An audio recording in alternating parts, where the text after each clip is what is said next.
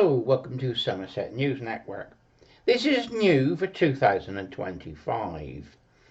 Now, I am interested in American politics, and there's a number of podcasts that I watch on YouTube that are absolutely brilliant. You know, you can't rely on NBC or CNN for your news. You can't even now rely on the BBC. They've lambasted Donald J. Trump for 4 years. They tried to do it through the media. Hang on a minute. Got to put my Christmas present on. I forgot this bit. I have my own mega hat for this place. So, I'm doing my American podcast in my mega hat. Yay! Thank you to my wife for getting this. I don't know how she got it, but she got one. Anyway, when you get caps, they're flat. And when I was in America, I was lecturing in Yavapai College in Arizona, in Prescott. And they gave me, I bought a new baseball cap, and it was flat. They said, no, you can't do that. You've got to round it off. It's got to be rounded, you see. So that's the proper way of wearing them. They got to be rounded. So there you are. So we round it off. Right. There you are. That's from my American friends that I've, remembered what you told me 15 years ago, something like that. Right. Back to the story. I'm going to do podcasts looking at the American inauguration of Donald J. Trump and the history going forward and what he's going to do. I think he's going to change the world. I think it's going to be a battle against the woke politics here in England and the rest of the world. Look, like I said, look what they've done to him. They had CNN, NBC, WNBC, all all the names of BBC, the American channels, all woke, all having a go at him. Said he was going to be Hitler. Said that all these court cases were real. That didn't work. So then they brought the court cases. I've never seen a man have so many court cases against him and win them. Yeah, fair enough, he lost 2 of them. But if you watch the trials like I did, it was when I was ill. And when I was recovering, I watched them on YouTube live on one of the crime channels in the United States. And you'd listen to the evidence and the evidence that's presented. And he should never have been found guilty. You had the documents trial and the allegations of rape. He was never convicted of rape. The jury cleared him of that, but of something like sexual misconduct or something. Well, there's no proof it actually took place. No proof at all.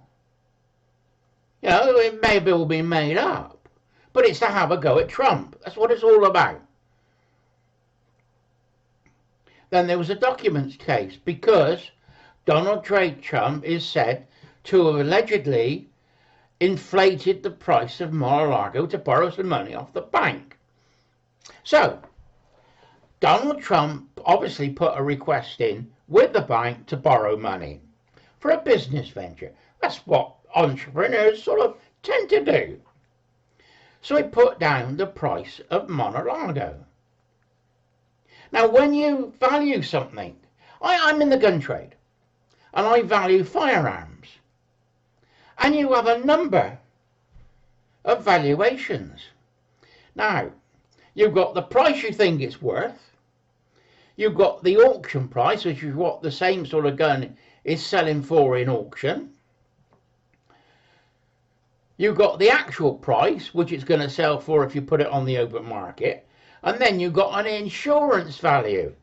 The insurance value could be to replace the whole thing, what it would be to remake it. And each one is higher than the next one. So there's not one definitive value for a property. or in my case, for a firearm. There's all different values, and trying to value something is not easy. So, Trump says it's worth so much money. The bank agreed with that estimation. They then loaned him the money. The money was paid back. New York court says that it was fraud. He obtained the money by fraud because he'd lied about the value of the property. Well, I think if it's fraud, it's to take money off people by deception and not pay it back. You deprive the person of that money. He didn't. He paid the money back. He paid the interest.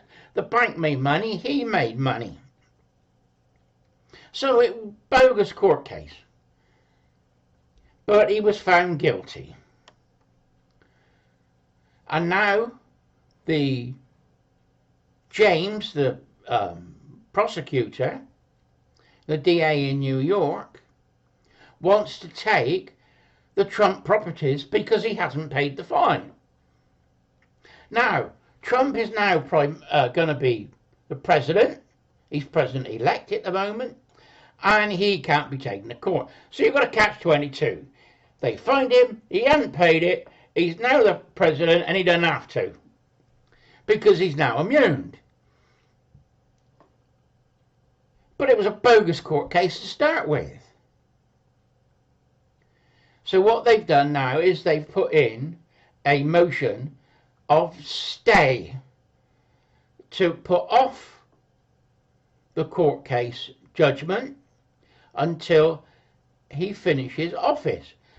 By then, all the truth can come out. And it might have gone to the High Court, and it might have been overturned, which I think it will be. Once it gets to the High Court and they look at it.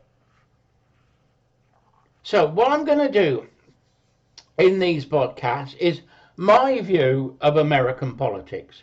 Now, I'm not going to say I'm always right, but it's as right as I can be. And I hope you find them interesting. It may be a different point of view than you're told on the BBC. You know? And I hope that Donald Trump can, one, stop the wars, secure his border, and then we can say, right, it's working in the States, why can't we do the same here? You see how this is going to work? You know, we've got illegal migrants coming in to this country, across on little boats across the channel, and we're paying for them. Our taxpayers' money. They say there's a £2 billion black hole, yet they can find all the money to, and it's coming out of us. They say they haven't got the money for the NHS, but if you stop the migrants and stop paying them, you'd have the money for the NHS. It's simple maths. It isn't complicated. The same's true in America. You look at the videos of the states that are sanctuary cities. They got people in tents along the side of the road living because they can't afford the rent in the properties. And when they're vacant, they move the migrants in. And the state's paying for that. It just ain't right.